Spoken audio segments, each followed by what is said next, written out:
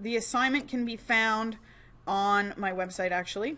So it's under Media Arts, Epic Urban Cityscape, and then this is what you'll get. And then the assignment is here, okay? Remember that there is a step-by-step instructions on another website here. If you like the pictures and the words, that's totally cool. They don't follow exactly how I do it, but you'll end up with the same end product. You get a zip file of the downloaded JPEGs you need. Then you need to choose a head. You have Dwayne Johnson, Hugh Jackman, and Hayden Christensen to choose from, and you will need to download and install these brushes over here. Once you have that ready to go and all of the pictures ready to go, you need to start a new document in Photoshop. So File, New, and we're going to make it the same size as a regular piece of paper, so 8.5 inches by 11 inches, and always resolution 300 for print, and a transparent background. And you're going to want to open all of your images that you need. So we need Hugh Jackman, we need the man in the suit, and we need the Vancouver cityscape for now. And once you get all of those open, you are ready to go. First thing we're going to do is we're going to turn this black. Now there's a couple of ways to do it. I'm going to show you this particular way. You can do it however you choose if you know another way. I've chosen the paint bucket. On your set of tools it probably looks like the gradient tool because that's what it defaults to. So paint bucket, remember foreground, background. I'm going to change my foreground to black because that's what color I want the paint bucket to use, and I'm going to make the background black. The next thing I want to do is paint it so it gets that suede color. So in order to do that, I'm going to use one of the grunge brushes you downloaded, and you can find those by going under the number of how big the brush pixels are, or you can click on this paint bucket with the paintbrushes sticking out and it'll give you a menu over here that'll do the same thing. So I'm going to choose, I'm partial to a particular one, but it doesn't really matter, you choose. Pick one that's slightly, I don't know what to call that, dotty? We'll call it dotty. So you pick one that's slightly dotty, so that when you go to put, you see what that looks like? When you go to put it on, you get kind of a suede color. Now, I don't want black on black, that's not going to help me. So I am going to choose a gray, but I want a dark gray. I don't want it to be too much different than the background. And you want to set your opacity to about, I don't know, between 30 and 50. And your flow at about 30%. And all this does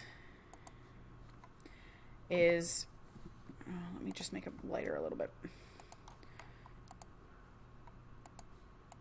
You get this suede effect to your background. Okay? That's what we're going for. That is our starting place for our background. Now we need to start cutting out some images and bringing them in. So you want the Vancouver cityscape, okay? And you're going to choose a piece of this that you like. Here, I'll zoom this in so you can see what it looks like. Choose a piece of it that you like. Keep in mind that you're not going to see it as a full image. It's going to look a little bit blurry. It's going to be black and white. It's going to have all these things done to it. So first thing you need to do, unlock the layer. Then you need to choose a piece of cityscape you want to use. Now keep in mind that your document is tall and not very wide. So you want to choose this cut the same way sort of in the cityscape. So tall, not very wide. Okay? I'm not saying it has to be perfect, but it just makes it easier for resizing later. Now, with the move tool selected, I can now pick this up. See? I'm holding down the mouse button and I'm not going to let go until I get it in the picture. Now, super tiny. No, not really a problem.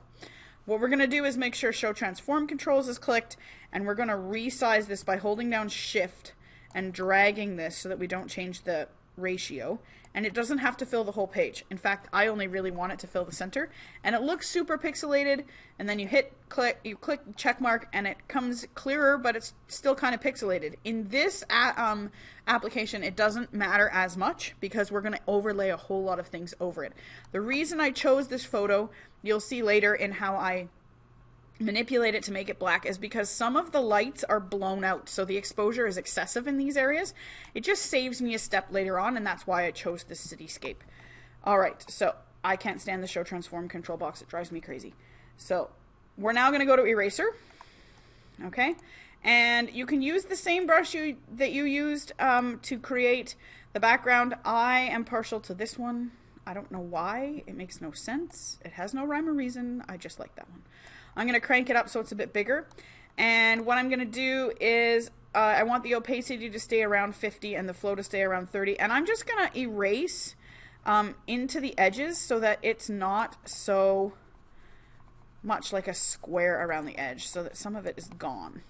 Okay, I don't want it to be do you see how this is a defined edge right here? I don't want that. I want it to sort of blend into the background just a little bit better. And with this particular brush being as sort of sparse as it is, it creates a neat effect. I'm gonna turn this up a little bit because it's not erasing enough. Okay, so I'm at about 80, what am I at, 88% opacity. And that's going to be great for taking out the edge. So you want to do that all the way around.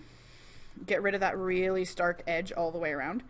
And this is up to you how it ends up looking. This is totally artistic endeavor and a creative control. You get to choose how you want this to look. So I feel like Bob from the painting videos. A happy little tree. No, we're not painting trees today. But you can get rid of that really, really, really, really dark edge, and how that looks is entirely up to you. I drag it into the photo a little bit just to make it look a little more even. And I'm going to do it around the top too, because although you can't see it particularly on here, you will notice it when we turn it black and white that there is a stark edge around the edge if you have not used the paintbrush or the eraser tool. So go around, figure it out. Do what you like, make it look how you want. But there we go. So, close enough. Here we are. It has the edges slightly erased. We have the city in the center. Now, we need to turn this black and white. How do you do that? Well, we're going to use this adjustment panel over here. And inside the adjustment panel, there is you can choose adjustment layers. Now you can hover your mouse over all of these and it'll tell you at the top up here what it is. We're going to use the black and white layer. So we're going to go black and white. And when the black and white layer is here, it turns everything below it black and white. So that's good for us. We have black and white city. It's starting to look like something. And now we're going to put on, let's put Hugh Jackman's head. So, okay. Depending on which picture you choose is what your process is going to be. If you choose Hayden Christensen or Dwayne Johnson from the list that I have, you're going to need to cut them out. And the way that you do that is with the quick selection tool, and you just click and drag it around like this until you get them cut out, and then you move on. Okay? So with Hugh Jackman, you don't have to do that. Because the background is black and we're putting it on a mostly black thing, you don't need to do that. What you do need to do with Hugh Jackman is, you see there's that white edge around the edge. It's kind of a pain in the butt. It looks really silly when you put it in. So just crop the picture. So we're going to use the crop tool a little bit to get rid of that white edge. Okay, check mark. And now it's ready to go, except that it's locked. So I need to unlock it. Use the move tool, and I'm going to drag it into our document. Okay, now I'm going to put it near the bottom, okay? I am going to resize it a bit because it's kind of small.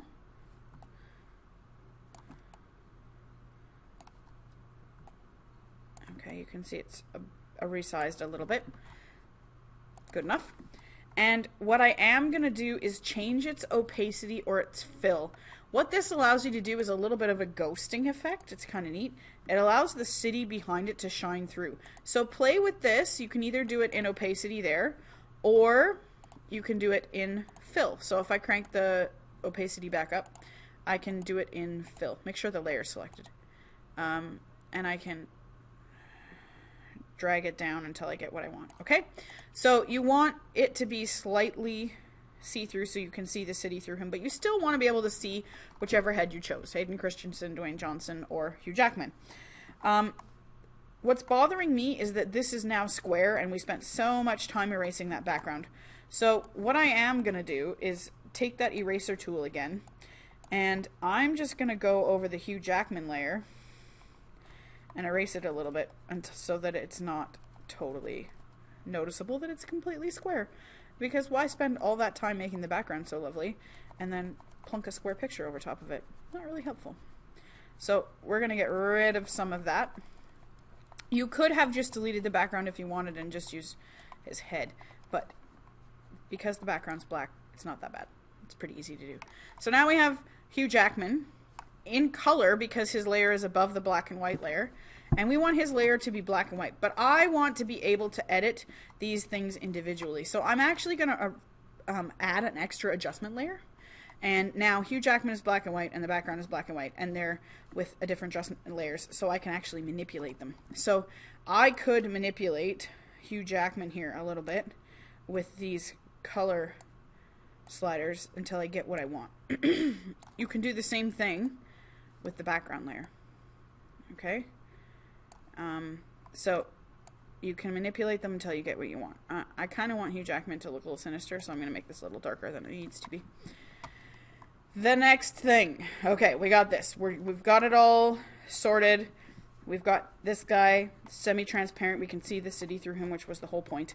And now we're going to make a platform for another man, the man in the suit, if you're looking at the file names, to stand on and look at Hugh Jackman. So we're going to use the pen tool. Be sure it's the pen tool and not freeform, add an anchor, or any of those things. You want pen tool. And what we're going to do is attempt to create, and I say attempt because I'm not very good at this sometimes, an equilateral triangle with the pen tool. You want it to be closed off so there's no more dots. Okay? Then you want to make sure that your brush is set at a relatively light colored gray.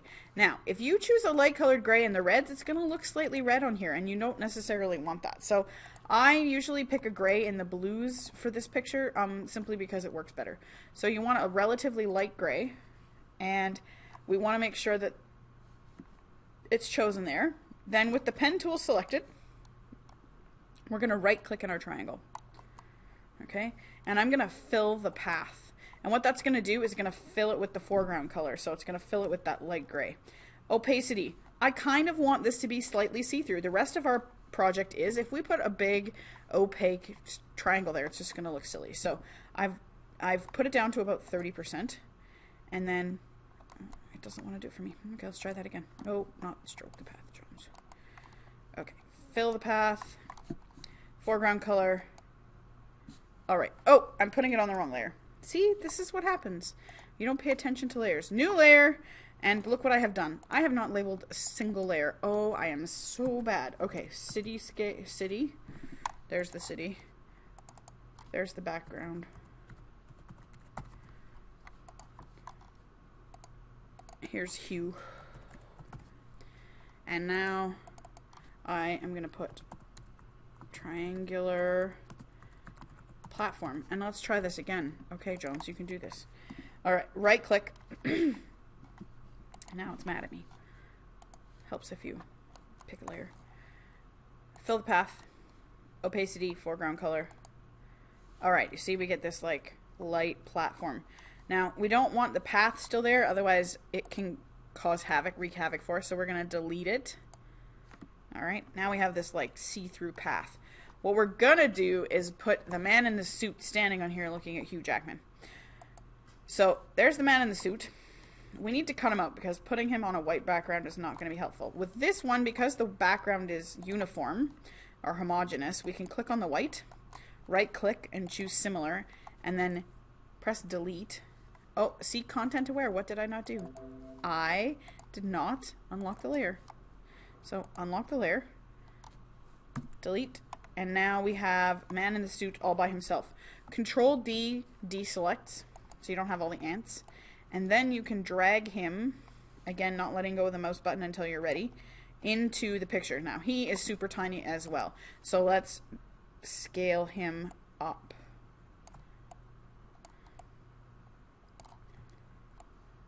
All right. What do you notice about him? He's still in color. Why? Because he is above the black and white layer. So we could add another adjustment layer on top, or we could drag him below the black and white layer, and he just turns into a black and white guy. It's all good.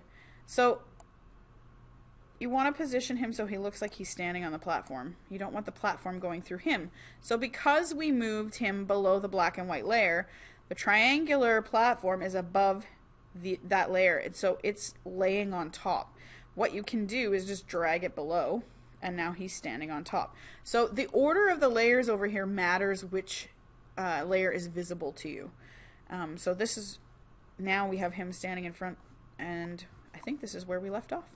So I'm going to stop here, and then I will post another video after we continue.